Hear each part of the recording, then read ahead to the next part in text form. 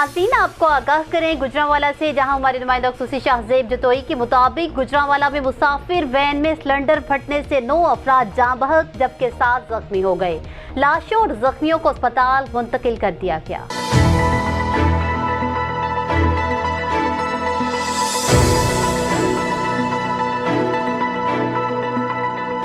आपको बताएं, शाहकोट के करीब मुसाफिर वैन में सिलेंडर फटने से 9 अफराद मौका पर जाँ बहक जबकि 7 जख्मी हो गए। रेस्क्यू टीमों ने मौका पर पहुंचकर लाशों और जख्मियों को अस्पताल मुंतकिल कर दिया।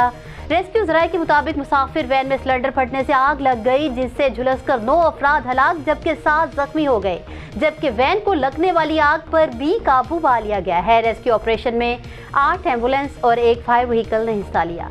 न्यूज़ स्टूडियो से फिल वक्त इतना ही। मज़ीद तफसीलात और अपडेट्स के लिए देखते रहिए BBC 11 हेडलाइंस न्यूज़।